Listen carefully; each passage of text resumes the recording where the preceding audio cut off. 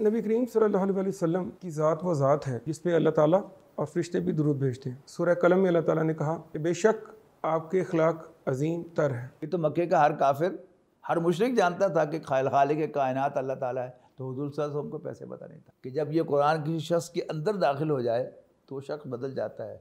जहाँ जो दीगर शुद्ध, जहाँ दीगर शुद्ध। जब वो शख्स बदलता है तो उसके लिए पूरे जहान का वर्ल्ड व्यू बदल जाता है। सब्र और इस्तिकामत, कितने साल सब्र, 100 साल भी किसी कौम को सब्र करना पड़ सकता है, लेकिन अगर वो गिव अप ना करे तो इंशाल्लाह कामयाबी उसी को होती है। बिस्मिल्लाहिर्रहमानिर्रहीम। मौजूद नाज़रीन अस्सलाम वालेकुम।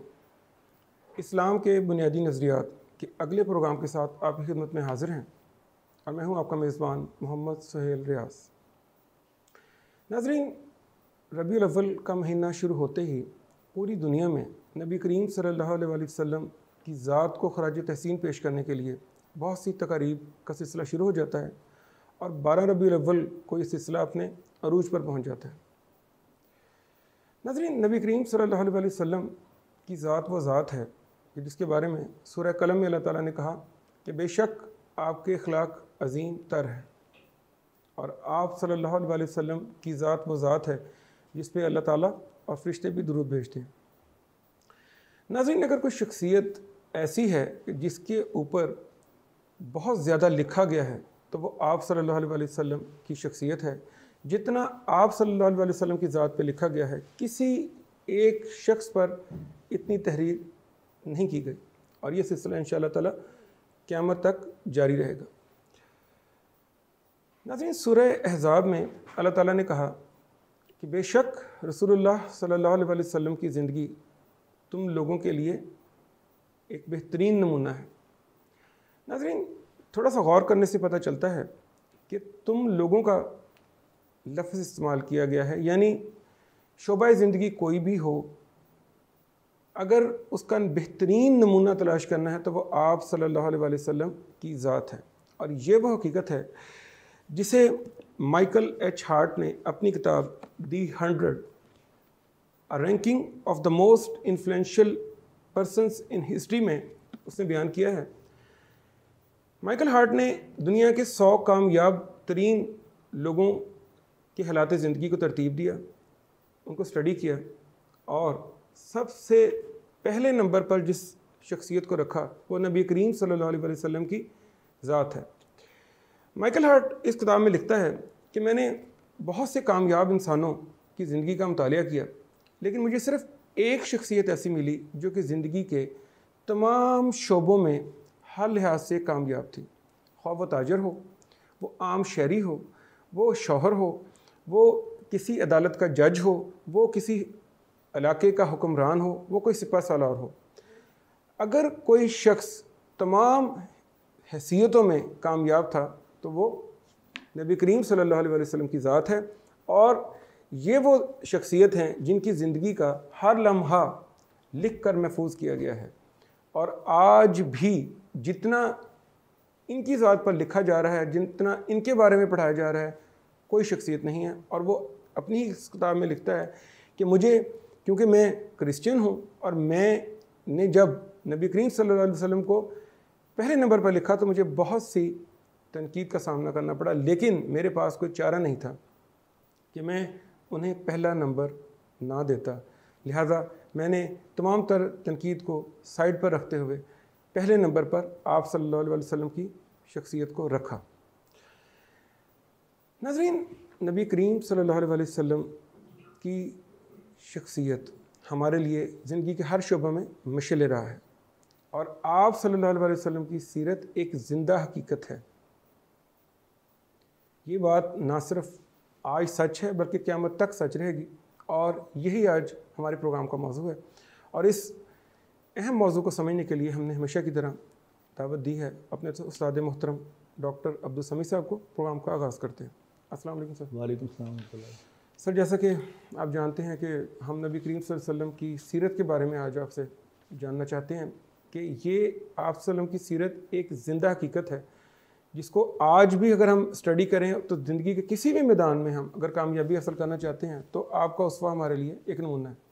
तो सबसे पहले मुझे थोड़ा हमारे नाज़रीन को ये बताएं कि आप सल्लल्लाहु अलैहि वसल्लम की सीरत एक ज़िंदा हकीकत है, इससे क्या मुराद लेंगे हम? بسم اللہ الرحمن الرحیم. نبی اکرم صلی اللہ علیہ وسلم اگر رہتی دنیا تک نمونہ ہے تو اس کا مطلب یہ ہے کہ سیرت النبی ایک زندہ حقیقت ہے.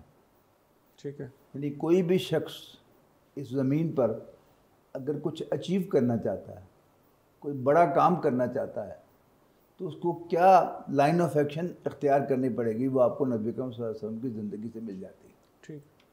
یعنی اللہ تعالیٰ نے پلان کیا کہ نبی اکرم صلی اللہ علیہ وسلم کو اس دنیا میں یتیم بچے کی حیثیت سے لے کر آیا. ٹھیک ہے. اس کی پلاننگ تھی نا. ہاں جی بالکل. یعنی کوئی یہ نہ کہے کہ ان کو تو پریولیج تھی. گولڈن سپون اور سلور سپون ملا تھا. یعنی جو لوئسٹ لیول ہے وہاں سے آپ کو شروع کر کے آپ کو اللہ تعالیٰ نے پورے عرب کا حکمران بنایا. ٹھیک. اور رہتی دنیا تک ان کا نام کو زندہ کیا. یہ سب کچھ کن حالات سے ہو کر گزرا، آپ کی ابتدائی زندگی کو دیکھیں، اس کو اللہ تعالیٰ نے کیسے بہتر کیا. پھر نبوت کے آغاز کے بعد، وحی کے آغاز کے بعد جو ظلم کے پہاڑ ٹوٹے نبی اکرم صلی اللہ علیہ وسلم پر، اور پھر ابو طالب کے اس دنیا سے چلے جانے کے بعد ابو لہب کو خاندان کا سربراہ بنوایا، اور اس کے ذریعے سے اللہ تعالیٰ نے رسول اللہ صلی اللہ علیہ وسلم کو خاندان بنو ہاشم سے نکلوایا. آپ نکلے نہیں، نکلوایا. اللہ اللہ تعالیٰ نے نکلوایا. یعنی یہ بنیادی تھیم جو ہے وہ یہ ہے کہ ہمارا ایمان ہے کہ زمین پر ایک پتا بھی اللہ کی اجازت کے بغیر نہیں ہلتا. ٹھیک. جب ہم کہتے ہیں نا کہ اوہو آپ کے والد کا انتقال تو آپ کی پیدائش سے پہلے ہو گیا، تو ایک اور سینیریو بنتا ہے. جب آپ کہتے ہیں اللہ نے آپ کے والد کو آپ کی پیدائش سے پہلے بلا لیا، ایک اور چیز بنتی ہے. یعنی یہ ہمارا ایمان ہے، اس کو جتنا ہم یاد رکھیں اتنا کم ہے. ٹھیک. کہ اس کائنات میں کوئی حادثہ پیش نہیں آتا. یہ سب یعنی اللہ تعالیٰ کی ایک پلاننگ ہے، اللہ تعالیٰ کی پلاننگ اور اس کی قدرت کے تحت ہوتا. اور سر پھر ہم یہ کہہ سکتے ہیں کہ جس طرح بھی آپ نے ذکر کیا کہ آپ صلی اللہ علیہ وسلم کا دنیا میں آنا بطور یتیم، پھر 6 سال کی عمر میں آپ صلی اللہ علیہ وسلم کی والدہ کی ڈیتھ، پھر دادا جو کہ جن کی کسٹڈی میں آپ تھے 8 سال کی عمر میں ان کی ڈیتھ، پھر خاص وقت پہ جا کے تب ابو طالب جو ہیں ان کی ڈیتھ. اس کو پھر آپ سمجھتے ہیں یہ خاص اللہ تعالیٰ کی ایک پلاننگ کا سرکل تھا؟ بالکل پلاننگ تھی. ٹھیک. یعنی ایسے ہی حالات کسی بھی انسان کو دنیا میں پیش آ سکتے ہیں. ٹھیک. لیکن سبق کیا ہے؟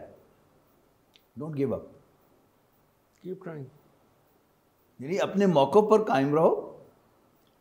یعنی وہ بات کہ جو سورۃ العصر میں کہی گئی ہے، والعصر ان الانسان لفی خسر، زمانے کی قسم ہے کہ انسان گھاٹے میں ہے، سوائے ان لوگوں کے جو ایمان لائیں. ایمان ہے کیا؟ حق بات سامنے آئے تو انسان اس کو تسلیم کر لے کہ یہ حق ہے. پھر عمل صالح کیا ہے؟ اکارڈنگلی اپنے آپ کو مولڈ کرے. اور تواسب الحق کیا ہے؟ پھر ڈنکے کی چوٹ اس حق کا اعلان کرے اور دوسروں کو بھی اس کی دعوت دے. اور پھر خود بھی ثابت قدم رہے اور دوسروں کو بھی ثابت قدم رہنے کی دعوت دے. جب ہم ایمان، عمل صالح، تواسب الحق کو ہم دینی اصطلاحات میں لے جاتے ہیں تو پھر وہ بالکل مضمون بدل جاتا ہے. ایک سمپل مکی صورت ہے ابتدا میں کہ نہ نماز تھی، نہ روزہ تھا، نہ حج تھا، نہ زکوٰۃ تھا. تو عمل صالح کیا ہے؟ یعنی وہ حق بات جو اس کے سامنے آئی ہے اس کے مطابق اپنے آپ کو مولڈ کرنا. بالکل ٹھیک ہے. جو چیز چھوڑنی پڑے چھوڑنا، جو اختیار کرنی پڑے وہ کرنا. یہ عمل صالح ہے. اور پھر اسی کی تلقین. یہاں پر دینی اصطلاحات آپ نہ لے کے آئیں، دعوت دین نہ لے کے آئیں. حق، جو بات بھی حق ہو اس کا اعلان کرنا، لوگوں کو اس کو ماننے کی دعوت دینا، خود بھی ثابت قدم رہنا اور پھر صبر بھی کرنا، یعنی ثابت قدم رہنے کی تلقین کرنا. یہ سمپل سا میسج ہے سورۃ العصر کا، بالکل ٹھیک. which applies everywhere. بالکل ٹھیک. سر پھر یہ فرمائیں کہ آپ وسلم کی جس طرح آپ نے کہا کہ زندگی ایک خاص پلاننگ تھی، لیکن جو یہ حلیمہ سعدیہ کا بیچ میں ایک آیا ہے، بیچ میں کچھ سال کا ایک وقفہ، یہ پھر کس لیے ان کو بھجوایا گیا ادھر؟ یہ عرب کی روایت تھی. ٹھیک ہے. یعنی عرب لوگ جو ہیں وہ اپنی زبان کے بارے میں بڑے کریزی تھے. ناز بھی تھا ان کو اپنی زبان پر، خاص طور پر مکے کے لوگوں کو، اور اس معاملے میں وہ بڑے ٹچی اور کریزی تھے. آپ غور کریں نا کہ عربی زبان میں غیر عربی کو اجمی کہا جاتا ہے، جس کے لفظی معنی ہے گونگا. صحیح. یعنی اہل زبان تو ہم ہی ہیں، باقی سب تو گونگے ہیں.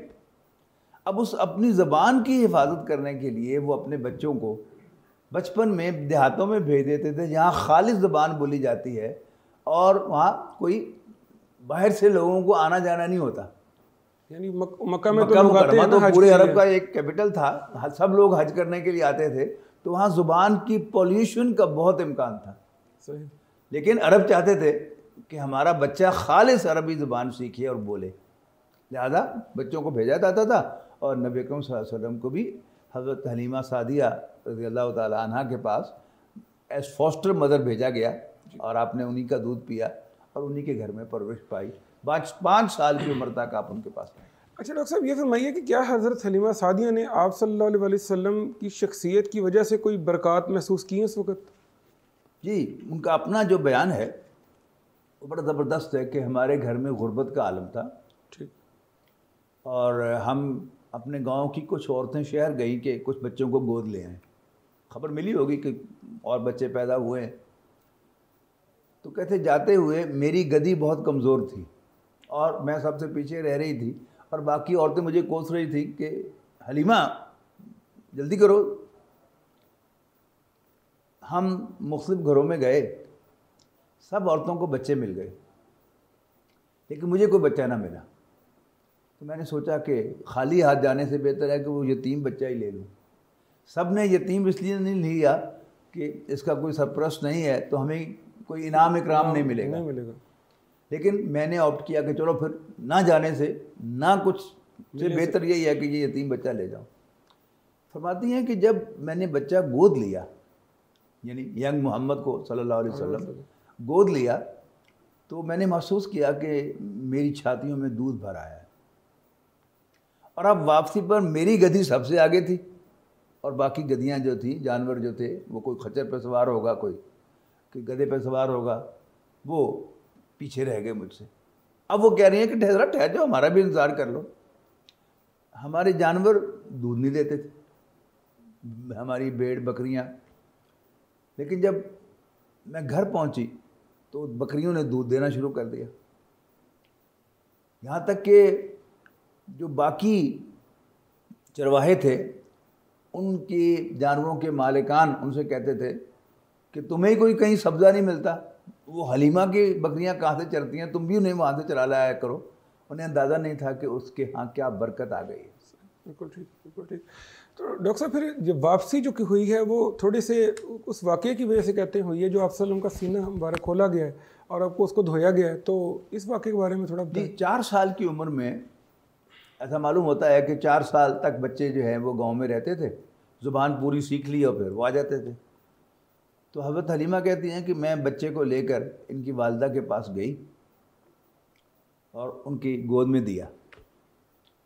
لیکن ساتھ ہی میں نے ایک کہانی ڈالی کہ آج کے محاورے میں اگر کہیں باجی دیکھیں بچہ کتنی اچھی زبان بولتا ہے، کتنا صحت مند ہے، آپ اجازت دیں تو میں 1-2 سال اس کو اور نہ رکھ لوں. تو والدہ نے دادا کی اجازت سے، یعنی نبی اکرم صلی اللہ علیہ وسلم کے دادا کی اجازت، ظاہر ہے ولی تو وہی تھے، سرپرست تو وہی تھے، مزید 2 سال حلیمہ سعدیہ کے پاس بچے کو رکھنے کی اجازت دے. لیکن آ گئی وہ کہتی ہیں میں، لیکن جب آپ کی عمر 5 سال کی ہوئی تو کچھ واقعات ایسے پیش آئے جو بچوں نے آ کے بتایا. مثلا وہ شق صدر کا واقعہ جس کی آپ بات کر رہے ہیں کہ کچھ لوگ آئے، انہوں نے محمد کو صلی اللہ علیہ وسلم، یہ باقی بچوں نے بتایا آ کر حلیمہ سعدیہ کو کہ محمد کو زمین پر لٹایا، آپ کا سینہ چاک کیا، آپ کے دل کو نکال کے دھویا اور پھر ڈال کے سینہ بند کر دیا. ایسے کچھ واقعات ہوئے تو حضرت حلیمہ ڈر گئیں کہ یہ بچہ کہیں مجھے بھرنا نہ پڑ جائے. ظاہر ان کے ذہن میں تو یہ ہوگا پتہ نہیں جنات آ گئے ہیں یا کیا ہوا ہے.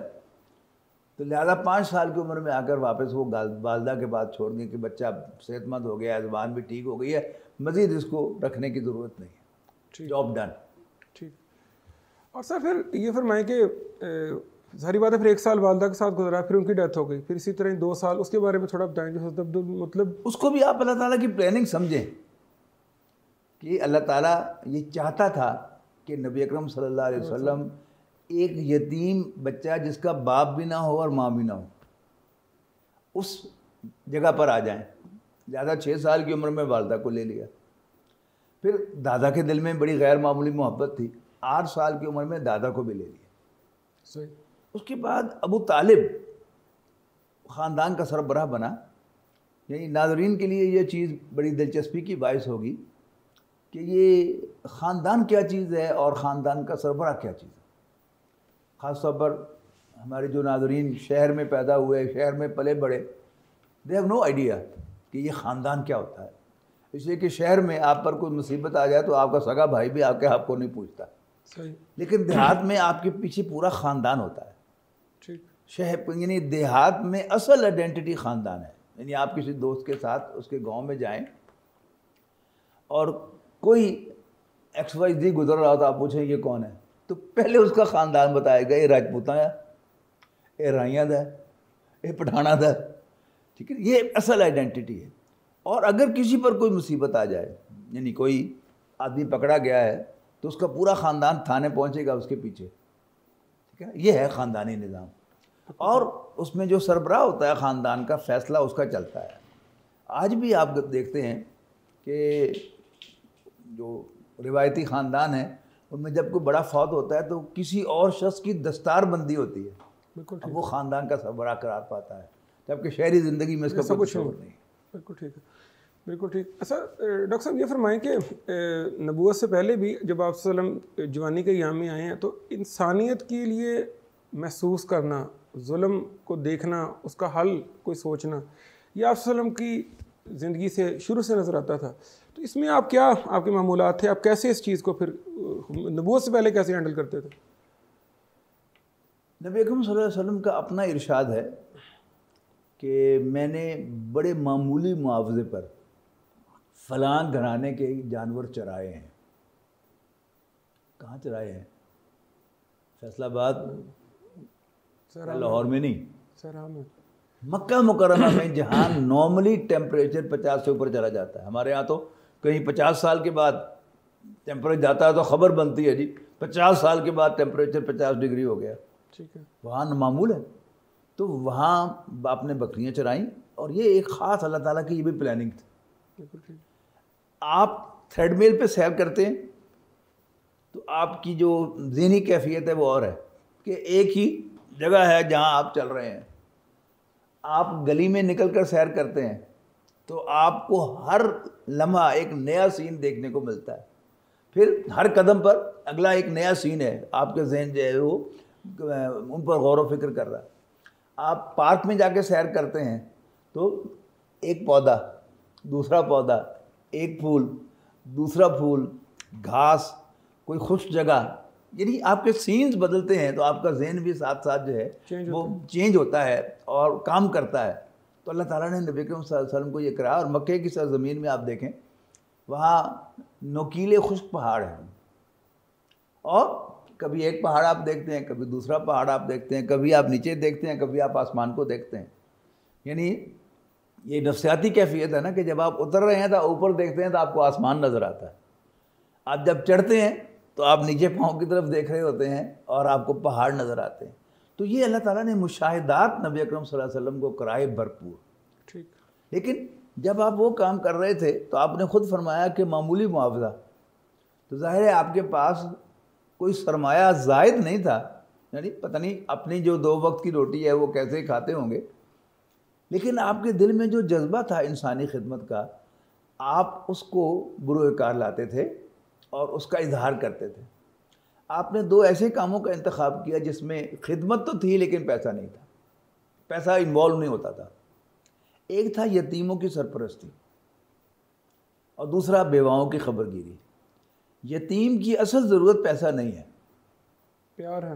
پیار ہے جو اگر اس کا باپ زندہ ہوتا تو جس طرح پیار سے اس کو گلے لگاتا اور جس طرح پیار سے اس کا منہ چومتا, وہ یتیم بچہ اس کا پیاسا ہے کہ کوئی مجھے ملے کہ جو میرے سر پہ ہاتھ رکھے, مجھے گلے لگائے, میرا منہ چومے.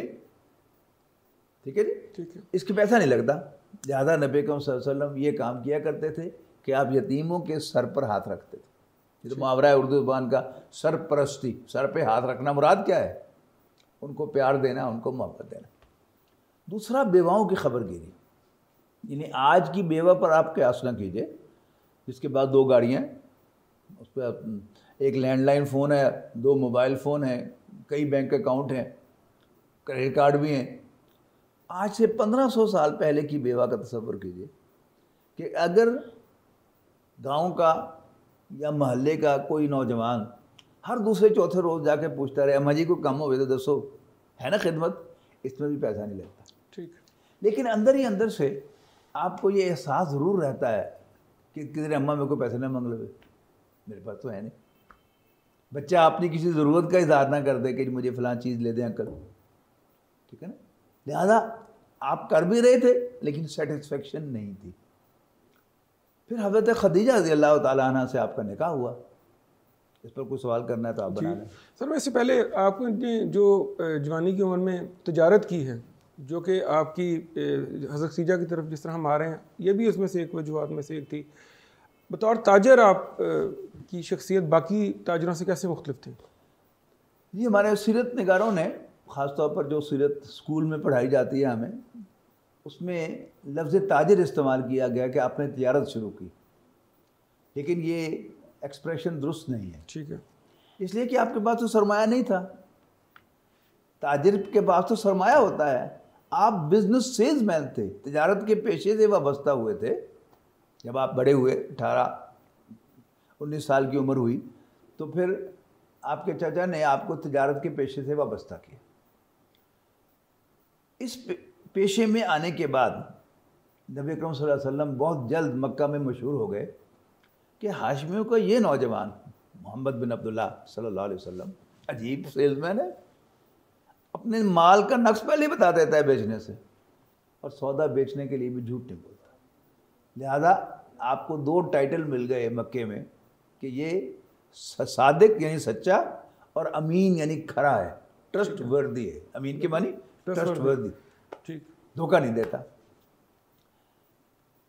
جب یہ خبر پھیل گئی پورے مکے میں، تو ادھر مکہ مکرمہ میں ایک خاتون تھی خدیجہ بنت خویلد رضی اللہ تعالیٰ عنہ۔ یہ مکے کی سب سے مالدار خاتون تھی، 2 دفعہ کی بیوہ تھی۔ یہ دونوں چیزیں نوٹ کرنے کی جی جی، کہ richest woman of the town, اور 2 دفعہ وڈو ہو چکی تھی۔ اب یہ بھی اپنا مال دوسروں کو دے کر بھیجتی تھی۔ جب انہوں نے محمد بن عبداللہ کی ریپیوٹ سنی صلی اللہ علیہ وسلم، تو انہیں بلا بھیجا اور کہا کہ آپ میرا مال لے کے جائیں، میں آپ کو باقیوں سے 2 کمیشن دوں گی۔ نبی اکرم صلی اللہ علیہ وسلم نے اپنے چچا سے مشورہ کرنے کے بعد یہ آفر قبول کی، اور حضرت خدیجہ کا مال لے کر آپ گئے۔ حضرت خدیجہ نے ساتھ اپنا ایک بھتیجا اور اپنا ایک غلام جس کا نام میسرہ تھا اسے بھی بھیجا، اور کہا کہ تم نے اس کے معاملے میں دخل نہیں دینا، صرف آبزرو کرنا ہے اور مجھے بتانا ہے۔ ٹھیک، جب واپس آئے تو اس سفر میں آپ کو بہت فائدہ ہوا، مالی اعتبار سے منافع ہوا، اور آ کر آپ نے پائی پائی کا حساب دیا۔ اب جو بھی ملازم رکھتے ہیں اس کو پتہ ہوتا ہے ملازم کا کہ یہ کون سی زبان بول رہا ہے، 2 نمبری کر رہا ہے کہ نہیں کر رہا، کویسچن بے شک نہ کرے اس کو۔ صحیح، تو حضرت خدیجہ ظاہر سمجھدار خاتون تھی اور عرصہ دراز سے یہ کام کر رہی تھی، تو ان کو اندازہ ہوا کہ یہ واقعی جو اس کے بارے میں ریپیوٹ سنی تھی کہ یہ بڑا دیانتدار ہے، ٹھیک تھی۔ سر یہ تو ہو گیا۔ اب کاروبار میں انہوں نے ان کو جج کیا، شادی تک یہ بات پھر کیسے آئی؟ حضرت خدیجہ نے کیسے یہ فیصلہ کیا کہ وہ آپ صلی اللہ علیہ وسلم سے شادی کریں گے؟ نبی اکرم صلی اللہ علیہ وسلم کو فارغ کرنے کے بعد آپ نے اپنے غلام میسرہ کو بلایا، ہمیں تم بتاؤ کہ تم نے اس شخص میں کیا پایا، کیا دیکھا؟ اس نے کہا میڈم سچا اور دیانتدار تو ہم نے پہلے ہی سن رکھا تھا، لیکن یہ شخص اس سے بہت آگے ہے، ٹھیک، اخلاق میں، کردار میں، معاملہ فہمی میں، ڈیسیژن میکنگ میں اس کا جواب نہیں ہے۔ ٹھیک، اور کاروبار میں decision making is very important, کہ آپ نے کس چیز کا کاروبار کرنا ہے، کہاں سے مال خریدنا ہے اور کب خریدنا ہے، کہاں بیچنا ہے اور کب بیچنا ہے، یہ 5-6 ڈیسیژن ہیں۔ اگر آپ ٹھیک کرتے ہیں تو آپ کو اللہ تعالیٰ نفع دیتا ہے، اور اگر آپ یہاں کو غلطی کرتے ہیں تو اکثر و بیشتر آپ نقصان آسان ہوتا ہے. ہوتا ہے. تو اس پر حضرت خدیجہ نے میسرہ نامی غلام کو آزاد کر دیا ٹھیک.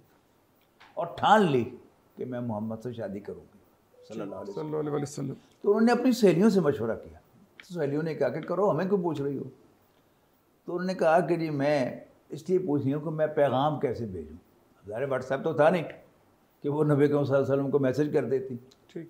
تو آپ کی ایک سہیلی تھی نفیسہ نام کی، اس نے کہا کہ یہ میں پیغام تمہارا میں پہنچا دوں گی. تو نبی کریم صلی اللہ علیہ وسلم طواف کر کے نکل رہے تھے، ذہن میں لائیے نا حجر اسود سے آپ نکلتے ہیں مقام ابراہیم کی طرف، تو سامنے سے آئی. اس نے کہا محمد تم نے شادی نہیں کرنی صلی اللہ علیہ وسلم. صلی اللہ علیہ وسلم. تو آپ نے فرمایا کہ بھائی میں غریب آدمی ہوں، مجھ سے شادی کون عورت کرے گی؟ یہ آپ کو خیال کیوں آیا؟ اس کی بھی ایک ہسٹری ہے کہ ایک شریف بچہ جو فلرٹنگ نہ کرتا ہو، عورتوں میں زیادہ دلچسپی نہ لیتا ہو، جب بڑا ہوتا ہے تو شادی کا خیال تو اس کو آتا ہے نا. تو اس کے سامنے کون سی آپشنز ہوتی ہیں؟ اپنی کزنز بالکل ٹھیک. جن کو بچپن سے اس نے دیکھا ہے، ان کے ساتھ کھیلا ہوا ہے. تو نبی اکرم صلی اللہ علیہ وسلم کی نظر جو ہے اپنی چچا کی بیٹی ام ہانی کی طرف گئی. ابو طالب کی بیٹی، حضرت علی کی بڑی بہن رضی اللہ تعالیٰ عنہ، وہ بھی بعد میں ایمان لائیں، لیکن چچا نے وہ رشتہ نہیں دیا. اب حضور صلی اللہ علیہ وسلم کے ذہن میں ہے کہ کیونکہ میں غریب آدمی ہوں اس لیے مجھے چچا نے رشتہ نہیں دیا. میں بھی کوئی اور ریزن بھی ہو، لیکن جو حضور صلی اللہ علیہ وسلم کی اس بات سے پتہ چلتا ہے کہ آپ کے ذہن میں ہے کہ میں غریب آدمی ہوں اس لیے شاید نہیں دیا.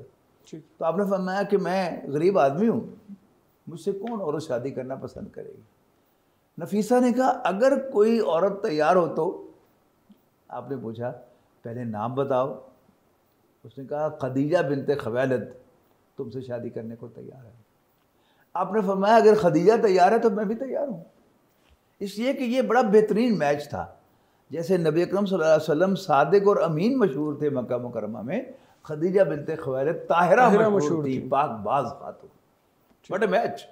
بالکل بالکل بالکل بالکل. اچھا سر، اب شادی ہو گئی، شادی کے بعد آپ صلی اللہ علیہ وسلم لوگوں کے لیے، ابھی آپ رسول نہیں بنے، ابھی آپ کے اوپر وہی نہیں آئی، اس دوران جو پیریڈ تھا اس میں آپ کے معمولات کیا تھے؟ یہ آپ لوگوں کو کیسے لوگوں کی ہیلپ کرتے تھے؟ جب حضرت خدیجہ نے بھی اپنا مال بھی آپ کو سارا دے دیا، وہ کیا صورتحال تھی؟ وہ واقعہ یہ لکھا ہے کہ ایک دن نبی اکرم صلی اللہ علیہ وسلم کچھ پریشان سے گھر تشریف لائے. تو اہلیہ محترمہ رضی اللہ تعالیٰ عنہا نے پوچھا کیا بات ہے، آپ کچھ پریشان سے دکھائی دے رہے؟ تو آپ نے فرمایا کہ میں باہر گھوم رہا تھا، میں نے ایک قافلہ دیکھا، بچے بھوک سے بلک رہے تھے، بڑا قسمہ پرسی کا عالم تھا. میں سوچ رہا تھا کہ اگر میرے پاس بھی کچھ سرمایہ ہوتا تو میں ان کی مدد کرتا. حضرت خدیجہ کو فوراً سٹرائک ہو، میرا شوہر تو دیانتدار آدمی ہے، یہ میری اجازت سے میرا مال برت رہا ہے لیکن اس کو اپنا نہیں سمجھتا. لہٰذا انہوں نے مکے کے سرداروں کو گھر بلایا اور ان سے کہا کہ تم سب گواہ رہو کہ میں نے اپنا سارا مال اپنے شوہر محمد بن عبداللہ کو ہبہ کر دیا صلی اللہ علیہ وسلم. یوں وَوَجَدَكَ عَائِلًا فَأَغْنَىٰ، اللہ نے آپ کو تنگ دست پایا تو غنی کر دیا. اچھا، اب نبی اکرم صلی اللہ علیہ وسلم کے پاس جب مال آیا تو آیا ہی اس ریفرنس سے کہ آپ انسانوں کی خدمت کرنا چاہتے ہیں. تو ایسا معلوم ہوتا ہے کہ آپ نے بھرپور خدمت کی لیکن پھر بھی آپ کو سیٹسفیکشن نہیں ہوئی، کہ گویا آپ نے محسوس کیا کہ یہ تنے تنا کرنے کا کام نہیں.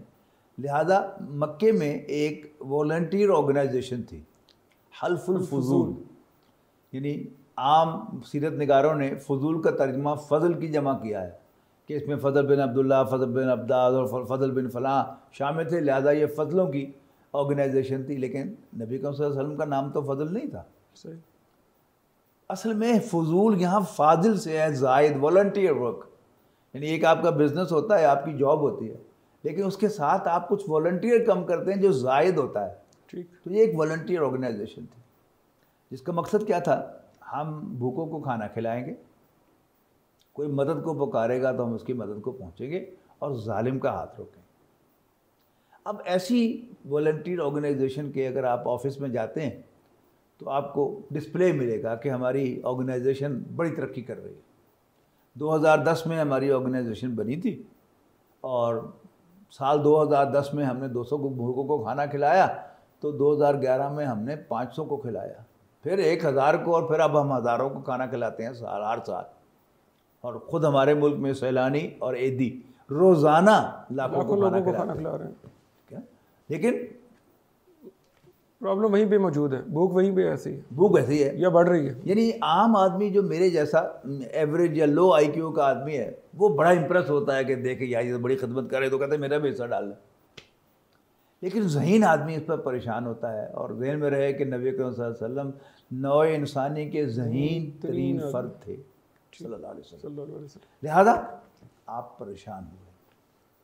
ٹھیک ہے. یعنی وہ جو روایت ہے بخاری کی کہ فلما بلغ 40 سنۃ کان حبب الیہ الخلاء وکان یخلو الی غار الحراء، کہ جب آپ کی عمر مبارک 40 سال کی ہوئی تو آپ کو خلوت، تنہائی بہت پسند آنے لگی.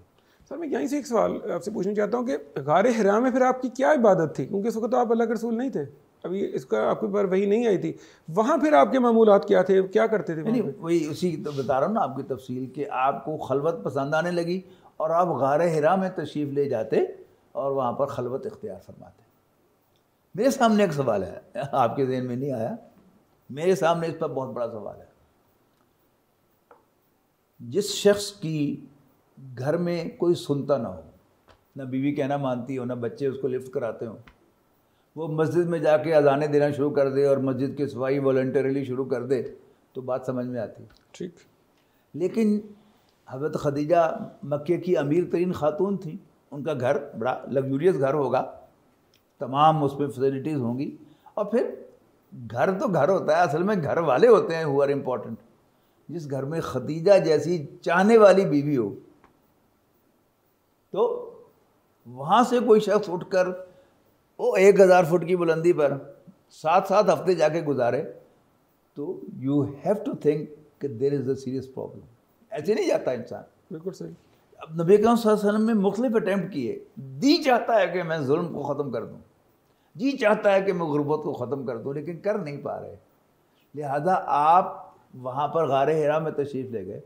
اب حدیث کی شرح لکھنے والوں کے سامنے اگلے الفاظ ہیں کہ آپ غار حرا میں خلوت اختیار کرتے ویتحنث فیہ، اور اس میں عبادت کرتے. اب حدیث کی شرح لکھنے والوں کے سامنے ایک سوال آیا کہ قرآن شریف تو ابھی آیا نہیں تھا، نماز آئی نہیں تھی، اذکار آئے نہیں تھے، تو آپ کون سی عبادت وہاں کرتے تھے؟ تو پھر انہوں نے اس کا جواب دیا کانا صفات تعبدی فی غار الحراء التفکر والاعتبار. غار حرا میں آپ کی عبادت کی نوعیت غور و فکر تھا. اگلا سوال کس چیز پر غور و فکر؟ میں نے عرض کیا نا کہ بعض لوگوں نے تو کہا کہ اس کائنات پر غور و فکر، یہ کس نے بنائی، کیسے بنائی، جبکہ قرآن مجید کا ہر طالب علم جانتا ہے کہ قرآن مجید میں تو یہ بات بار بار آئی ہے کہ ان سے اگر تم پوچھو بتاؤ بھلا اس کائنات کو کس نے پیدا کیا، من خلق السماوات والارض لیقولن اللہ، تو لازماً کہیں گے اللہ نے پیدا کیا ہے. یہ تو مکے کا ہر کافر، ہر مشرک جانتا تھا کہ خالق کائنات اللہ تعالیٰ ہے، تو حضور صلی اللہ علیہ وسلم کو پیسے پتہ نہیں تھا. لیکن اگر آپ کی وہ 40 سالہ زندگی کو ٹریس کریں تو جس چیز کے بارے میں آپ فکر مند تھے وہ کون تھی؟ کہ how can I help mankind, میں انسان کے کیسے کام آ سکتا ہوں. بالکل ٹھیک. اس پر آپ غور و فکر کر رہے تھے. بالکل ٹھیک. ڈاکٹر صاحب یہ فرمائیں کہ آپ صلی اللہ علیہ وسلم کو جب اب رسول بنا دیا گیا تو آپ نے مکہ کے لوگوں کو جب دعوت دی ہے تو مخالفت کیوں آئی ہے اس کے اوپر؟ جس طرح ابھی آپ نے کہا کہ اللہ کا تو وہ اللہ مانتے تھے، تو پھر مخالفت کس چیز کی آئی ہے؟ جی اس میں ایک پروگرام جس کا عنوان تھا رب ہمارا، اس میں یہ عرض کر چکے ہیں کہ نبی اکرم صلی اللہ علیہ وسلم نے ایک انقلابی پیغام لوگوں کے سامنے رکھ دیا، اقرا بسم ربک الذی خلق، پڑھ اپنے اس رب کے نام سے جس نے پیدا کیا. تو پیدا کرنے والا تو اس کو مانتے تھے لیکن رب وہ اپنے سرداروں کو کہتے تھے. تو اب پہلی ہی آیت کے اندر سرداروں کے نیچے سے اللہ تعالیٰ نے وہ کرسی کھینچ دی، یہ میری کرسی ہے، تم مخدوم رہو، خدمت لے سکتے ہو ان سے، لیکن ان کا رب میں ہوں. یعنی وہ رب پہ جھگڑا پہلا جھگڑا تو یہ ہوا. دوسرا، سردار کو کوئی دوسرا سردار کہ جو ڈومینیٹ کرے وہ کبھی پسند نہیں ہوتا. اب اللہ کا رسول ہونے کا مطلب کیا ہے؟ کہ ہمارے مالک کا نمائندہ. ہاں جی. جیسے ہی از ڈومینیٹنگ، وہ کبھی قبول کرنے کو تیار نہیں. تیسرا، جو سورہ قیامہ میں بات کہی گئی ہے کہ اصل میں انسان چاہتا ہے کہ آگے برائی ہی بھیجے. یہ جو حرام خوری کی عادت ہوتی ہے، بدکاری کی لت ہوتی ہے، یہ انسان کبھی چھوڑنے کو تیار نہیں ہوتا. لہذا آخرت کے تصور کو بھی وہ تسلیم کرنے کو تیار نہیں تھے کہ ہماری بھی کوئی اکاؤنٹیبلٹی ہوگی. وی آر لارڈز، بالکل صحیح. ہم ارباب ہیں، ہمیں کون پوچھ سکتا ہے. لیکن آخرت کا تصور کیا تھا کہ یو آر اکاؤنٹیبل، یہ ایکسیپٹیبل نہیں تھا.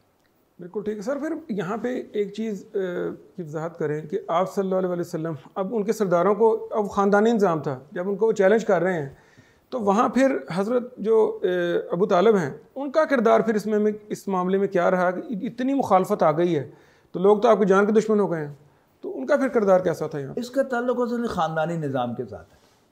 صحیح. یعنی خاندانی نظام جس کو میں نے ابتدا میں عرض کیا ہے دیہاتوں میں ہے، اور جب کوئی راجپوت پکڑا جاتا ہے تو سارے راجپوت اس کے پیچھے ہیں، جاٹ پکڑا جاتا ہے تو جاٹ اس کے پیچھے ہیں، رائی پکڑا جاتا ہے تو رائی اس کے پیچھے ہیں، پٹھان پکڑا جاتا ہے تو پٹھان اس کے پیچھے ہیں. اصل میں خاندان کا کردار یہی ہے، اور خاندان کے سربراہ کی اصل یہ ذمہ داری ہے کہ وہ اپنے خاندان کے تمام پیدا ہونے والے بچوں کی حفاظت کرے، ان کا باپ بن کر. ابو طالب نے یہ کردار آئیڈیلی نبھایا. یہ کردار اس کو دیہاتوں کی زندگی میں جا کے اس کو سمجھ سکتے ہیں آپ کہ فرض کیجئے کسی خاندان کا کوئی نوجوان کسی کی بہو بیٹی اغوا کر کے لے جائے. اب خاندان کے اندر تو بے شک اس کو جوتے بھی مار لیں، لیکن خاندان کے باہر جو ہیں وہ سب اس کے ساتھ کھڑے ہوں گے، ساڑھا منڈا خبردار انہوں نے ہاتھ لایا تھا. بالکل صحیح. ابو طالب نے یہی کردار اختیار کیا کہ مجھے نہیں پتا کہ محمد کیا کہہ رہا ہے، لیکن منڈا ساڑھا ہے. بالکل ٹھیک. ٹھیک ہے نا، خبردار اس کو تم نے ہاتھ لگایا، اور اس نے آخری دم تک اس بات کو نبھایا ہے. سو مچ سو کہ قریش نے پہلے نبی اکرم صلی اللہ علیہ وسلم کے خلاف ہتھ کنڈے استعمال کیے. زبان تو سب استعمال کرتے رہے، پاگل بھی کہا، دیوانہ بھی کہا، مجنون بھی کہا، شاعر بھی کہا، ساحر بھی کہا، کیا کچھ نہیں کہا گیا.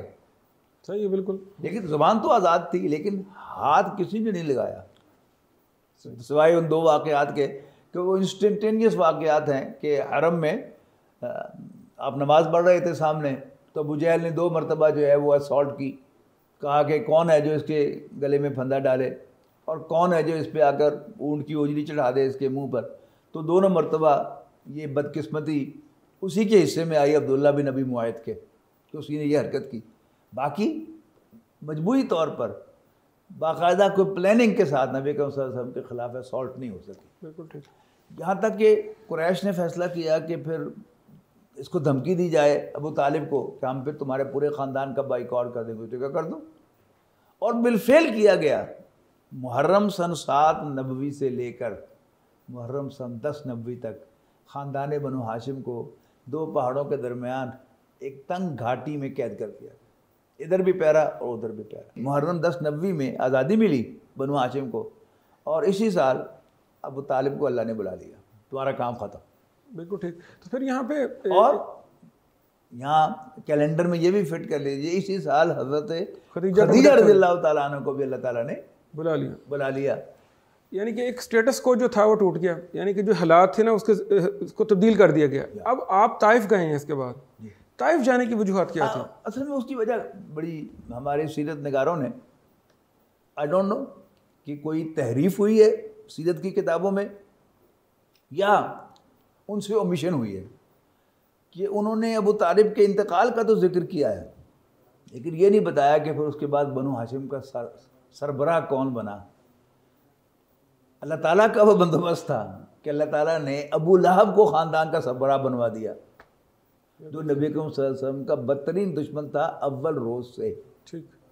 اور اس نے آ کر قریش کا وہ مطالبہ پورا کر دیا کہ محمد صلی اللہ علیہ وسلم کو خاندان بنو ہاشم سے نکال دیا. اچھا، اب خاندان بنو ہاشم سے نکلے، دیر بھائی آپ قریش سے نکل گئے، اس لیے کہ بنو ہاشم تو قریش قبیلے کا ایک خاندان تھا نا. جی بالکل. اچھا، اب مکہ مکرمہ میں صرف کوئی کرشی رہ سکتا تھا یا اس کا غلام یا حلیف. تو جو ہی یہ فیصلہ سنایا ابو لہب نے تو نبی کریم صلی اللہ علیہ وسلم اپنے آزاد کردہ غلام زید ابن حارثہ کے ساتھ مکے سے باہر نکل آئے، اور کسی خفیہ مقام سے آپ نے 1-2 سرداروں کو پیغام بھیجا کہ مجھے پناہ دے دو، انہوں نے نہیں دی تو آپ طائف تشریف لے گئے ان پرسوٹ آف اسائلم. دعوتی سفر نہیں تھا. اگر دعوتی سفر ہوتا تو وہاں ایکسیپٹ نہیں کیا گیا تو آگے جاتے، پھر آگے جاتے واپس اب کیوں آئے؟ اس لیے کہ آپ اسائلم کی تلاش میں گئے تھے کہ وہاں 3 بھائی تھے جن کی اچھی ریپیوٹ تھی، لیکن وڈیرا اندر سے وڈیرا ہی ہوتا ہے، خواہ اس کی جو آؤٹ لک ہو کتنی اچھی کیوں نہ ہو.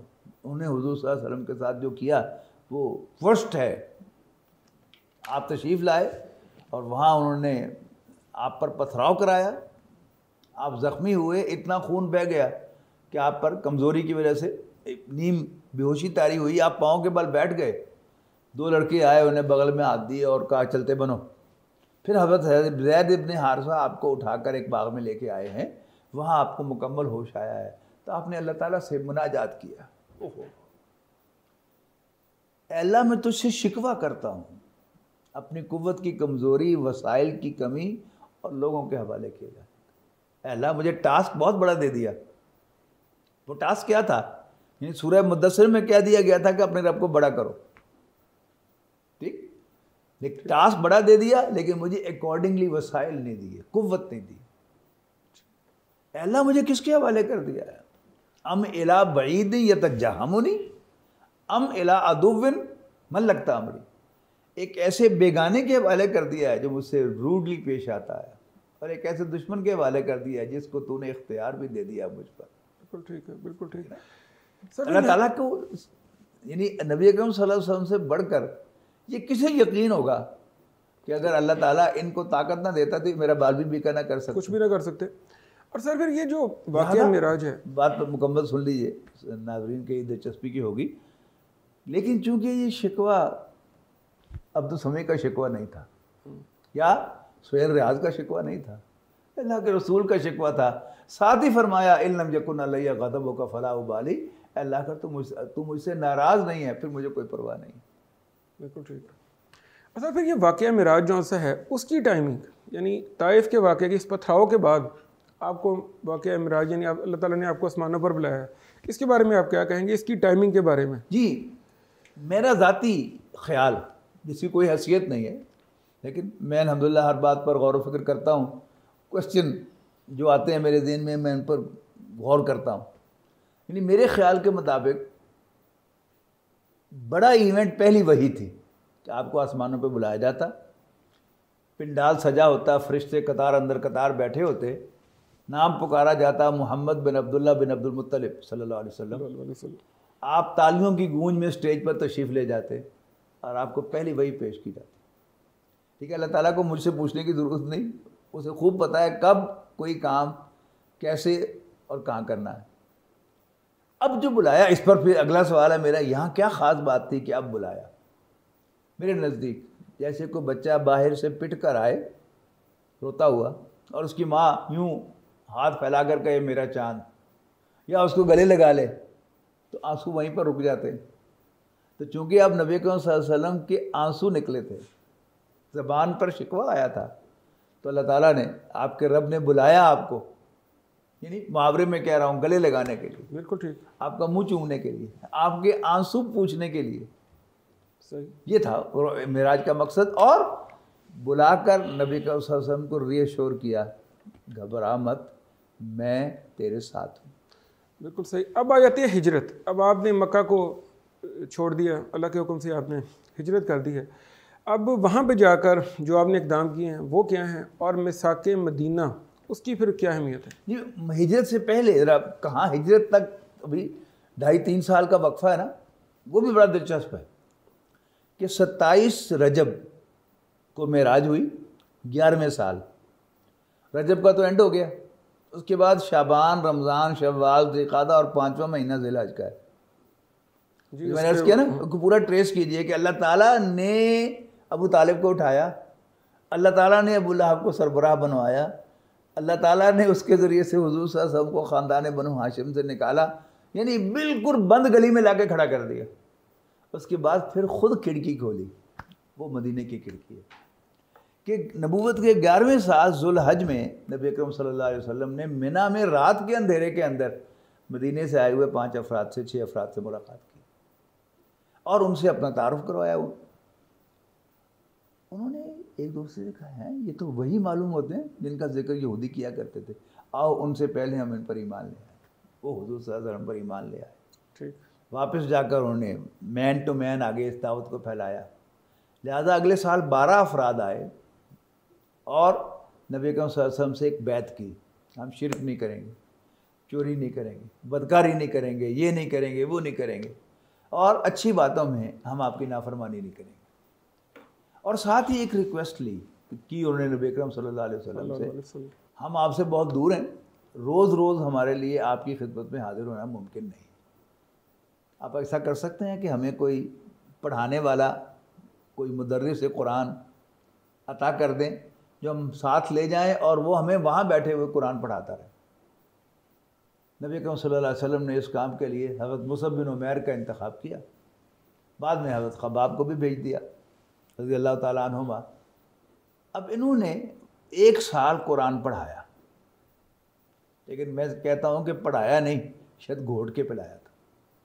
ابھی جو خاندانوں کا میں نے تعارف کرایا نا کہ راجپوت، پٹھان، جاٹ، ڈوگر، ارائیں، شیخ، ان خاندانوں کے اپنے کیریکٹرز ہیں۔ پہلے آپ کو کہا تھا نا سورۃ حجرات میں تعارف کے لیے، وہ تعارف کیا ہے کہ یہ لاکے خاندان سے ہے اور یہ دھیمے خاندان سے ہے، یہ کاروباری ہے، یہ کسان ہے۔ جب غزوہ بدر کا آغاز ہوا تو عتبہ بن ربیعہ سب سے پہلے میدان میں آیا اپنے بھائی اور بیٹے کو لے کر، اور دعوت دیا ہو مقابلے میں، تو 3 انصاری صحابی نکل کے سامنے آ گئے، اس نے کہا تعارف کرواؤ، انہوں نے تعارف کروایا، وہ چیخا محمد صلی اللہ علیہ وسلم، ان کسانوں سے لڑا کر ہماری بےزتی نہ کرو، ہماری ٹکر کے لوگ نکالو۔ لیکن غور کیجیے گا، وہی کسان جن کے بارے میں عتبہ دانے دے رہا تھا، 1 سال قرآن مجید جب ان کے اندر گیا، بقول علامہ اقبال چوں بجاں در رفت جہاں دیگر شود، کہ جب یہ قرآن کسی شخص کے اندر داخل ہو جائے تو وہ شخص بدل جاتا ہے، جہاں جو دیگر شد جہاں دیگر شود، جب وہ شخص بدلتا ہے تو اس کے لیے پورے جہان کا ورلڈ ویو بدل جاتا ہے۔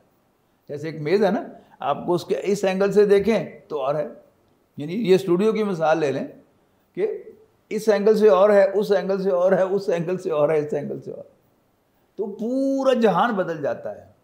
پہلے جینے کو جی چاہتا ہے تو پھر مرنے کو جی چاہتا ہے۔ صحیح، یعنی وہ جو ڈرپوک قسم کے لوگ مانے جاتے تھے، سمجھے جاتے تھے کہ یہ کسان ہے، یہ کیا لڑنا جانے، وہ اتنے دلیر ہو گئے کہ انہوں نے عرب کے سرماؤں کے منہ میں ہاتھ ڈال دیا اور نبی اکرم صلی اللہ علیہ وسلم کو پناہ دے دی۔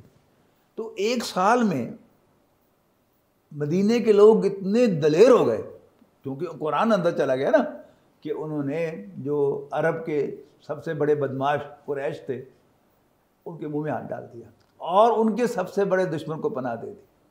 ٹھیک، تو اب نبی اکرم صلی اللہ علیہ وسلم اگلے سال جب یہ آئے مدینے کے لوگ حج کے موسم میں، یہ ساری باتیں حج میں ہو رہی ہیں، 11ویں سال کے حج میں، پھر 12ویں سال کے حج میں، اب یہ 13واں سال کا حج ہے۔ 75 افراد آئے جن میں 3 خواتین بھی تھیں، اور وہ آپ کے لیے بڑی زبردست پیشکش لے کے آئے، اللہ کے رسول آپ کے خاندان والوں نے آپ کو ڈس اون کر دیا ہے، آپ ہمارے پاس تشریف لے آئیں، ہم آپ کی اسی طرح حفاظت کریں گے جیسے اپنے خاندان میں پیدا ہونے والے بچوں کی حفاظت کرتے ہیں۔ گویا قریش نے نبی اکرم صلی اللہ علیہ وسلم کو ایڈاپٹ کرنے کی، متبنہ بنانے کی پیشکش کی، آپ نے اسے قبول کر لیا، اور پھر اس کے 2.5 مہینے کے بعد یعنی ذی الحج میں یہ معاہدہ ہوا۔ یہیں پر آپ نے پھر بیعت عقبہ ثانیہ لیے، پچھلے سال بیعت عقبہ اولیٰ تھی، یہاں آپ نے بیعت دی ہے کہ اگر تم میری جد و جہد میں مجھے اگر اسائلم دے رہے ہو تو اس کا مطلب ہے کہ تم میری جد و جہد میں شریک ہو رہے ہو، تو پہلے ڈسپلنڈ ہو جاؤ۔ یعنی ان 72 افراد کو 12 حصوں میں تقسیم کیا، 6 افراد ہر ایک میں، ان پر ایک نقیب مقرر کیا، اور پھر اس نقیب کی اطاعت کا حلف لیا۔ حضرت عبادہ ابن صامت رضی اللہ تعالیٰ عنہ فرماتے ہیں کہ ہم نے رسول اللہ صلی اللہ علیہ وسلم کے ہاتھ پر بیعت کی، علی السمع والطاعت، لسن اینڈ اوبے کی، سنیں گے اور مانیں گے، فی العسری والیسری، خواہ مشکل ہو یا آسانی، والمنشدی والمکرہی، طبیعت آمادہ ہو یا نہ ہو، وعلی اثرۃ علینا، خواہ ہم پر دوسروں کو ترجیح دی جائے۔ یہاں سے ثابت ہوتا ہے کہ یہ حضور صلی اللہ علیہ وسلم کی اطاعت کی بیعت نہیں، آپ کے مقرر کردہ جو نقبات ہیں ان کی اطاعت کی بیعت تھی۔ تو یہاں آپ نے وہ بیعت لے لی، اور پھر 2.5 مہینے کے بعد ربیع الاول میں آپ مدینہ منورہ منتقل ہو گئے.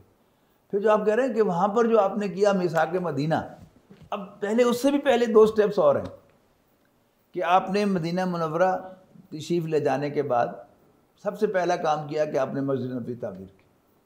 دوسرا کام کیا کہ مسلمانوں کو ایک بنایا، مواخات، بھائی چارہ قائم کیا. ایک مہاجر کو ایک انصاری کا بھائی بنا دیا. اس کے بعد پھر آپ نے یعنی ساتھ ساتھ آپ ایک اور کام کر رہے تھے. وہ کیا؟ جیسے آپ کا کوئی اچھا ہمسایہ وہ آپ کا دروازہ نوک کر کے آپ کو بتاتا ہے کہ جی میں نے آپ کے برابر والا مکان کرائے پہ لیا ہے یا خریدا ہے، میرا نام یہ ہے، میں فلاں کاروبار کرتا ہوں یا فلاں محکمے میں ملازم ہوں، میرے لائق کوئی خدمت ہو تو بتائیں. تو آپ نے تمام جو بھی مختلف قبیلے تھے جو وہاں آباد تھے، 2 قبیلے سنز آف دا سوائل تھے جو آپ کے میزبان تھے، اوس اور خزرج، اور 3 قبیلے یہودیوں کے آباد تھے عین مدینے میں، بنو قینقاع، بنو قریظہ اور بنو نذیر ذوات کے ساتھ. ان کو بھی آپ نے ملاقاتیں کی، حالات معلوم کیے، تو معلوم ہوا کہ ان کی آپس میں بھی کئی لڑائیاں ہو چکی ہیں اور ہوتی رہتی ہیں. تو نبی کریم صلی اللہ علیہ وسلم نے پھر ایک ملاقات کا راؤنڈ لگایا اور کہا کہ یہ تم آپس میں لڑتے کیوں؟ ایک ہی شہر میں رہتے ہو، مل جل کے رہو تاکہ تم جتھا بن کر تم پر کوئی حملہ آور نہ ہو سکے. میں نے کہا بات تو بڑی ٹھیک ہے، لیکن لڑنا ہمیں اس لیے پڑتا ہے کہ جب کوئی حقوق دینے کو تیار نہیں ہوتا تو پھر لڑنا پڑتا ہے. تو آپ نے سجیسٹ کیا کہ ٹیبل پہ بیٹھ کے معاملات کو طے کرنے کی کوشش کیا کرو. اور انہوں نے کہا کہ اگر پھر بھی کوئی نہ مانے تو آپ نے کہا کہ کیا تم میں سے کوئی ایک آدمی بھی ایسا نہیں ہے کہ جس پر تمہیں اعتماد ہو کہ وہ زیادتی نہیں کرے گا، اس کی بات مان لو، فیصلہ اس کے ہاتھ میں دے دو. تو یہاں پر یہودیوں سے تاریخ کی سب سے بڑی غلطی ہو گئی کہ انہوں نے نبی اکرم صلی اللہ علیہ وسلم کو وہ مقام دے دیا کہ پھر ہمیں اعتماد تو آپ پر ہی ہے. اپنے کسی آدمی پر، لیڈر پر اعتماد نہیں ہے، ہمیں آپ پر اعتماد ہے. لہذا جو میثاق مدینہ ہوا جس کا آپ نے سوال کیا ہے، وہ کیا تھا کہ ان 5 اور 6 جو مہاجرین آئے تھے ان کے درمیان ایک معاہدہ طے پایا کہ ہم ہر قبیلہ انٹرنلی خود مختار ہوگا، آٹونومس ہوگا، آپس کے معاملات وہ ٹیبل پر بیٹھ کر طے کریں گے، ملٹری سلوشن نہیں ڈھونڈیں گے، پولیٹیکل سلوشن ڈھونڈیں گے. اور پھر بھی اگر وہ مسئلہ حل نہ کر سکے تو نبی اکرم صلی اللہ علیہ وسلم فائنل فیصلہ فرمائیں گے. اور جب بھی کوئی باہر سے کسی قبیلے پر، کسی گروہ پر حملہ آور ہوگا تو سب مل کر دفاع کریں گے، کوئی باہر سے آنے والوں کی مدد نہیں کرے گا. یہ میثاق مدینہ ہے. بالکل ٹھیک. سر اب مدینہ میں سیٹلمنٹ ہو گئی ہے، آپ وسلم نے ایک مواخات قائم کر دی ہے، ہمسایوں کے ساتھ اچھے تعلقات بن گئے ہیں. اب آپ نے اپنی توجہ واپس موڑی ہے قریش کی طرف تاکہ ان کو یہ میسیج بھیجیں میں زندہ ہوں، میں تمہارے لیے ٹربل کریٹ کر سکتا ہوں اور میں کروں گا.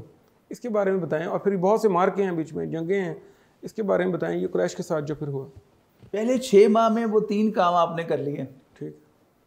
یعنی مدینے میں عمل قائم کر لیا، سارے جو رکھنے تھے ان کو پر کر لیا، مہاجر اور انصاری کو بھائی بنا دیا، اور 5 قبیلوں کو نبی اکرم صلی اللہ علیہ وسلم اپنے ساتھ ملا لیا.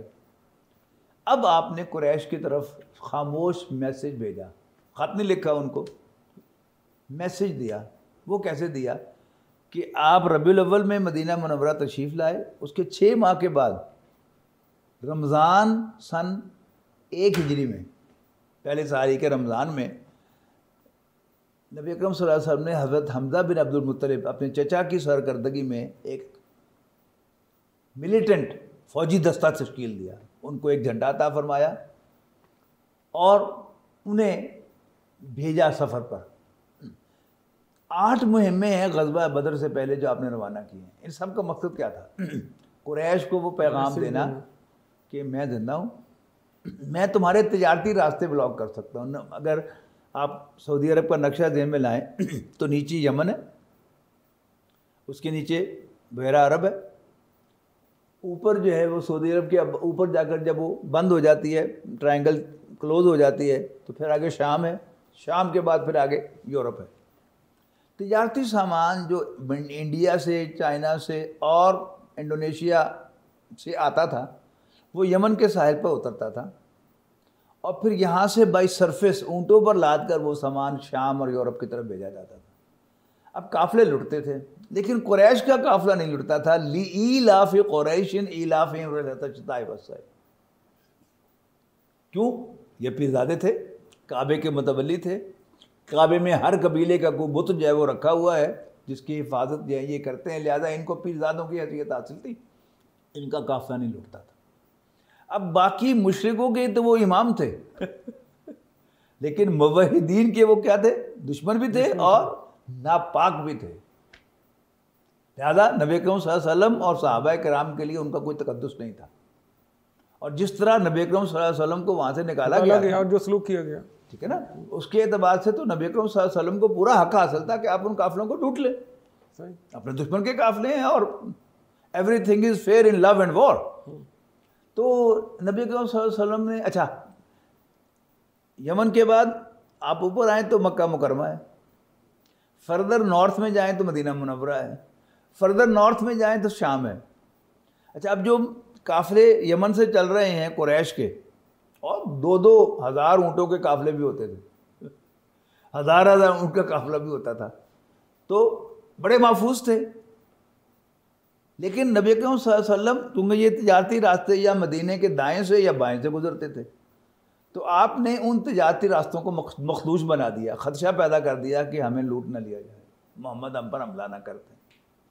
اور دوسرا یہ جو دستے روانہ کیے، راستے میں جتنے بھی قبیلے پڑتے تھے ان کے ہاں ذرا ٹرانزٹ بھی ہوتا تھا اور ان کے جو سردار تھے ان سے ملاقات بھی ہوتی تھی، اور نبی اکرم صلی اللہ علیہ وسلم کی طرف سے خیر سگالی کا پیغام، سلام دعا بھی بھیجی جاتی تھی، اور انہیں پیشکش کی جاتی تھی کہ آپ یعنی حضور صلی اللہ علیہ وسلم کی طرف سے کہ آپ میرے الائز بن جائیں، میرے اتحادی بن جائیں. کسی نے یہ پیشکش قبول کی تو خوب. اکثر کیا ہوا، وہ کہتے ہیں کہ چونکہ آپ کی دشمنی قریش کے ساتھ ہے لہذا ہم قریش کو ناراض کرنا افورڈ نہیں کر سکتے. جیسے ماضی قریب تک آپ کو یاد ہے نا کہ Iran Pakistan India pipeline, gas pipeline جو ہے، امریکہ راضی نہیں تھا تو نہیں بچی. وہ نہیں بچ سکی. کیوں؟ وہ بڑا بدماش جو تھا وہ کہتا تھا خبردار آپ نے کیا. تو حالانکہ انڈیا بہت بڑا ملک، بہت بڑی پاور، لیکن وہ بڑے بدماش کے سامنے بول نہیں سکتا. تو نبی اکرم صلی اللہ علیہ وسلم کی پیشکش کو بہت سے قبائل نے یہ کہہ کر معذرت کی کہ چونکہ آپ کی دشمنی قریش کے ساتھ ہے لہذا ہم ان کو ناراض نہیں کر سکتے. تو آپ کی طرف سے دوسری پیشکش کی گئی کہ پھر تم نیوٹرل رہنے کا معاہدہ کر لو کہ اگر میری اور قریش کی جنگ ہوگی تم بیچ میں نہیں آؤ گے. اور یہ بھی ایک بہت بڑا آفینس تھا. یعنی اگر اس کو آپ ماڈرن ٹرمز میں لے کے آئیں تو نبی اکرم صلی اللہ علیہ وسلم نے قریش کو تھریٹ کیا کہ میں تمہاری معاشی ناکہ بندی کر سکتا ہوں اور تمہیں پولیٹیکلی آئسولیٹ کر سکتا ہوں. قریش بھی بیوقوف تو نہیں تھے، obviously نہیں تھے. دے ویری ویل انڈرسٹوڈ کہ اب محمد نے ہمیں چیلنج کر دیا ہے. بالکل ٹھیک. دیٹ از وائی کہ وہ 1,000 کا لشکر لے کر آئے اپنے خیال کے مطابق نبی اکرم صلی اللہ علیہ وسلم کی حیات طیبہ کا چراغ گل کرنے کے لیے اور مسلمانوں کی قوت کو ختم کرنے کے لیے. لیکن اللہ کا کچھ اور ہی منظور تھا. اللہ تعالیٰ نے نبی اکرم صلی اللہ علیہ وسلم کی غیر معمولی تائید کی، فتح ہو گئی، پورے عرب میں داغ بیٹھ گئے. پھر اگلے سال ہی 13 ماہ کے بعد یعنی دوسرے سال، ہجرت کے دوسرے سال رمضان میں غزوہ بدر ہوا، تو 3 ہجری کے شوال میں یعنی 13 ماہ کے بعد غزوہ احد ہوا. وہ اس کا ذرا واقعہ ناظرین کو خوب معلوم ہے، وہ ٹیکسٹ بک میں پڑھایا جاتا ہے ہمارے اسکول میں کہ اس میں انیشلی فتح ہو گئی، پھر صحابہ کرام کی تھوڑی سی مس انڈرسٹینڈنگ کی وجہ سے وہ فتح شکست میں بدل گئی. چوتھے سال میں کوئی بڑا مارکہ نہیں ہوا، لیکن چھوٹے چھوٹے مارکے تو بے شمار ہیں. آپ سیرت کی کوئی کتاب اٹھا کر دیکھیں تو آپ کو اندازہ ہوگا کہ ہر 10-15 دن کے بعد کوئی نہ کوئی مارکہ ہے، لیکن بڑی جنگ نہیں ہوئی. پھر سن 5 ہجری میں غزوہ خندق ہوا ہے. اب غزوہ خندق کیا تھا کہ قریش اپنے سارے الائز کو لے کر آئے. جیسے افغانستان پر امریکہ حملہ ہوا نیٹو کے ساتھ اپنے سارے الائز کے ساتھ، تو لے کے آگے اپنے خیال میں کہ اب ایک ہی دفعہ ونس فار آل یہ سارا کام کر کے آئیں. لیکن اللہ تعالیٰ کو کچھ اور منظور تھا. آگے دیکھا تو خندق تھی. اور پھر آپ کو اس کی لاجسٹک کا اندازہ لگائیں کہ 10,000 کی فوج کا روز کا کتنا خرچہ ہوتا ہوگا. لیکن وہ کیا، اور پھر 1 مہینے کے بعد اللہ کی مدد آئی. تیز آندھی آئی رات کو، اور مدینے میں خاصی ٹھنڈ ہوتی ہے سردیوں میں، اور جب تیز ہوا چلتی ہے تو ونڈ فیکٹر ایڈ ہوتا ہے تو 2-3 ڈگری اور گر جاتا ہے. پھر ان کے خیمے اڑ گئے, خیمے اڑے اور جو دیگیں لگی ہوئی تھیں وہ بھی الٹ گئیں اور خیموں کو آگ لگ گئی. صبح کی نماز تک میدان بالکل صاف ہو گیا. نبی کریم صلی اللہ علیہ وسلم نے فرما دیا کہ ابھی آخری بار تک دشمن ہم پہ چڑھ کے آیا تھا, اب تم پیش قدمی کرو گے. صحابہ کو خوشخبری دے دی. اگلے سال نبی کریم صلی اللہ علیہ وسلم نے خواب دیکھا اور نبی کا اسی طرف آ رہا ہوں کہ اب یہاں سے آنورڈ اب مسلمانوں کو آپ نے خوشخبری دے دی ہے کہ اب ہمارے پہ اٹیک نہیں کیا جائے گا. اس کے بعد جو بہت اہم چیز ہے وہ آتا ہے صلح حدیبیہ. اس کی جو ہے اس کی اہمیت ذرا بتائیں ہمیں اور اس کا سارا جو پروسیس. سن 6 ہجری میں نبی کریم صلی اللہ علیہ وسلم نے خواب دیکھا. نبی کا خواب وہی ہوتا ہے, اور سچا خواب تو اللہ تعالیٰ ہر انسان کو دکھاتا ہے کہ آپ ایک سین دیکھتے ہیں خواب میں, اور کبھی اگلے دن, کبھی 10 دن کے بعد, کبھی 10 سال کے بعد ایگزیکٹلی وہی تصویر جو ہے آپ کو زمین پر دیکھنے کو ملتی ہے. پہلی بات تو یہ آتی کہاں سے ہے یعنی اللہ تعالیٰ کا علم جو ہے وہ ماضی, حال اور مستقبل پر محیط ہے. جیسے اللہ حال کو دیکھ رہا ہے ایسے ماضی اور مستقبل کو دیکھ رہا ہے. تو وہاں سے کوئی سیگمنٹ جو ہے وہ کاٹ کر ہمیں دکھا دیتا ہے, اور اس کی اور کوئی ایکسپلینیشن ہے ہی نہیں سوائے اس کے کہ وہ اللہ تعالیٰ کی جو کتاب ہے تقدیر کی, اس میں سے کوئی پیج پھاڑ کر جو ہے اللہ تعالیٰ ہمیں بھیج دیتا ہے خواب میں. تو نبی کریم صلی اللہ علیہ وسلم کو خواب آیا. خواب کی یہ خاص بات یہ ہوتی ہے کہ آپ کو وہ سین تو نظر آتا ہے, ڈیٹ نہیں ہوتی, لیکن ڈیٹ نہیں ہوتی. آپ بینک میں جاتے ہیں نا, چیک لکھنے لگتے ہیں یا کوئی واچر بھرنے لگتے ہیں, یوں کر کے نظر گھماتے ہیں تو نمایاں جگہ پر ڈیٹ لکھی ہوتی ہے. خواب میں ڈیٹ نہیں ہوتی. تو نبی کریم صلی اللہ علیہ وسلم کو اللہ تعالیٰ نے یہ سجایا, اور بنی ورنہ آپ نے اجتہاد کیا کہ ابھی جانا ہے تو اللہ تعالیٰ آپ کو فوراً وہی سے کریکٹ کر دیتا کہ نہیں یہ اگلے سال کا خواب ہے. لیکن اللہ نہیں چاہتا تھا کہ آپ اسے اگلے سال کا سمجھیں. اب چاہتا تھا کہ اللہ تعالیٰ چاہتا تھا کہ آپ جائیں. ہاں, آپ نکل جائیں. آپ 1400 صحابہ کو لے کر نکل گئے. اب ظاہر ہے مکے میں کنٹرول کس کا تھا؟ دشمنوں کا. تو حضرت عمر سے نبی کریم صلی اللہ علیہ وسلم نے فرمایا کہ جاؤ, جا کر قریش سے نیگوشیٹ کر کے آؤ, ہم صرف عمرہ کرنے آئے ہیں, ہمارا لڑنے کا کوئی ارادہ نہیں ہے, اس کی اجازت دے. حضرت عمر نے کہا کہ اللہ کے رسول, عثمان کاروباری آدمی تو اچھا نیگوشیٹ کرے گا, آپ عثمان کو بھیجیں. تو نبی کریم صلی اللہ علیہ وسلم نے ایگری کیا, حضرت عثمان کو بھیجا. اب کاروباری نیگوشیشن کیا ہوتی ہے؟ یعنی کوئی پٹھان یا راجپوت جو ہے وہ ریٹ طے کرے گا, تو ایک دفعہ کہے گا, اس کے بعد پھر یا تو لڑائی ہو جائے گی اور یا وہ چپ کر کے واپس آ جائے گا یا مال خرید لے گا. لیکن شیخ جو ہے, کاروباری ذہنیت کے جو لوگ ہوتے ہیں, خاندانی کاروباری, وہ گھنٹوں بیٹھ کر نیگوشیٹ کر کے ریٹ اپنی مرضی کا جو ہے وہ منوا لیتے ہیں. حضرت عثمان گئے, ظاہر انہوں نے بات کی ہوگی کہ جی ایسا کرنا ہے, ایسا نہیں ہو سکتا. میں کہا نہیں تم جذباتی نہ ہو, ٹھنڈے دل سے غور کرو, صبح پھر بیٹھیں گے, اچھا شام کو پھر بیٹھیں گے, اچھا فلاں سردار نہیں ہے وہ بھی آ جائے تو ہوں گے. 3 دن گزر گئے اور ایک خبر انہوں نے مشہور کر دی یا خود کنکلوڈ کر لیا نبی کریم صلی اللہ علیہ وسلم اور صحابہ کرام نے کہ حضرت عثمان کو شہید کر دیا گیا. اس لیے کوئی جواب نہیں آیا, نہ عثمان واپس آئے اور نہ کچھ اور ایکشن ہوا.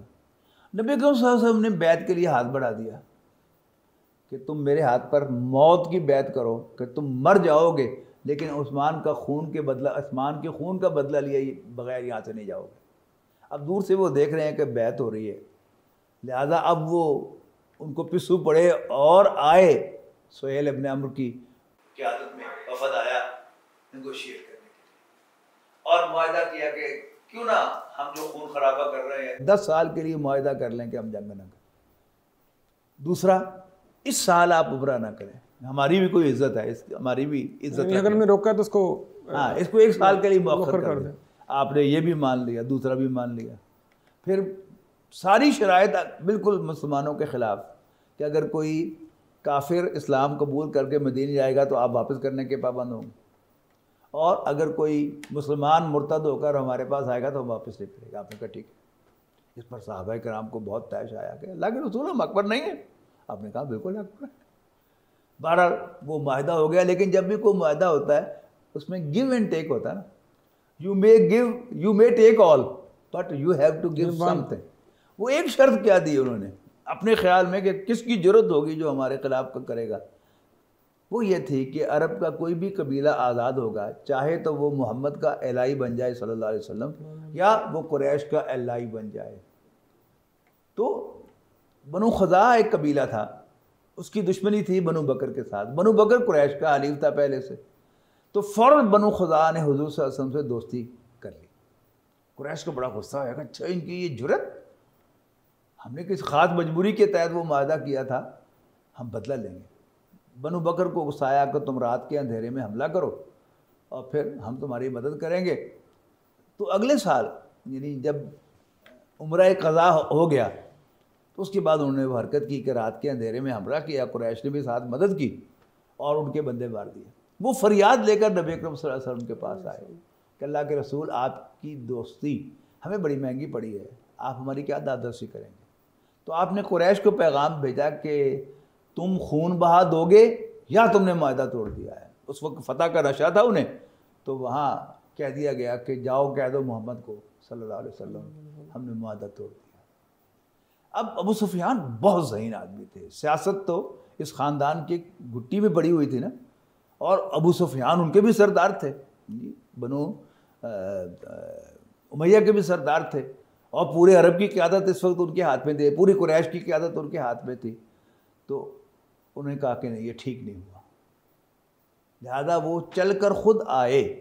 بعد میں چونکہ ایمان لائے اس لیے ہم ان کا نام عزت سے لیتے ہیں, ورنہ تو کہنا بنتا ہے کہ ابو سفیان آیا, لیکن میں ان کے لیے آئے کا لفظ کیوں استعمال کر رہا ہوں کہ بعد میں ایمان لے آئے رضی اللہ عنہ. تو آئے صلح کی تجدید کے لیے, لیکن کسی نے بات ہی نہیں سنی. اور اس کے بعد پھر نبی صلی اللہ علیہ وسلم نے صحابہ کو ڈائریکشن دے دی کہ اب تیاری کرو, مکے کی طرف جانا ہے. اور پھر اس کے بعد نبوت کے 8ویں سال رمضان میں نبی اکرم صلی اللہ علیہ وسلم نے مکے پر چڑھائی کی اپنے ساتھیوں کے ساتھ 10,000 کے لشکر کے ساتھ, اور پھر اس کے نتیجے میں مکہ فتح ہو گیا. جال حق و ذاق الباطل ان الباطل کان زہوقا. اس کے بعد پھر اس سال کا جو حج ہے یہ قریش کے زیر اہتمام ہوا. اگلے سال کا حج نبی اکرم صلی اللہ علیہ وسلم کے زیر اہتمام ہوا, حضرت ابوبکر حج کے امیر بنائے گئے. اور اگلے سال آخری حج ہے نبی اکرم صلی اللہ علیہ وسلم کا 10 ہجری میں, اور اس کے 2.5 مہینے کے بعد پھر ربیع الاول میں آپ کا وصال ہو گیا. یہ سیرت النبی ہے, تو یہ زندہ حقیقت ہے. آج بھی اگر کوئی شخص زمین پر کچھ اچیو کرنا چاہتا ہے تو اس کو پھر کالے پڑنے کی ضرورت نہیں ہے, جلد بازی نہیں. یعنی اس کو ایک پروسیس دیکھنا چاہیے کہ یہ ہو کہ ایک ترتیب سے آ کے ہوگا سارا کچھ. جیسے کاروباری معاملے میں ہمارے یہاں ایک محاورہ ہے نا کہ پہلا سال چٹی, دوسرا سال ہٹی, اور تیسرا سال کھٹی. یعنی جو خاندانی کاروباری ہیں وہ اس بات کو سمجھتے ہیں, لیکن ہم جیسے پروفیشنل جو ہیں جنہوں نے کبھی کاروبار نہیں کیا یا ملازمت پیشہ لوگ ہیں جن کو پہلے ہی مہینے کے اخیر میں تنخواہ مل جاتی ہے, ان کے لیے یہ قابل برداشت نہیں ہوتا. بالکل صحیح. تو اسٹریٹجی کیا ہے؟ صبر اور استقامت. کتنے سال صبر؟ 1 سال, 10 سال, 20 سال, 50 سال, 100 سال بھی کسی قوم کو صبر کرنا پڑ سکتا ہے, لیکن اگر وہ گیو اپ نہ کرے تو انشاءاللہ کامیابی اسی کو ہوتی ہے. بالکل ٹھیک. ڈاکٹر صاحب کا بہت شکریہ کہ آپ نے اس اہم موضوع پر ہماری رہنمائی کی, ہم آپ کے بہت شکر گزار ہیں. اس کے ساتھ ہی ناظرین ہمارے آج کے پروگرام کا وقت اب ختم ہوتا ہے. ناظرین جیسا کہ ڈاکٹر صاحب نے بہت تفصیل کے ساتھ بتایا کہ نبی کریم صلی اللہ علیہ وسلم کی زندگی ہمارے لیے ہر لحاظ سے ایک مکمل نمونہ ہے.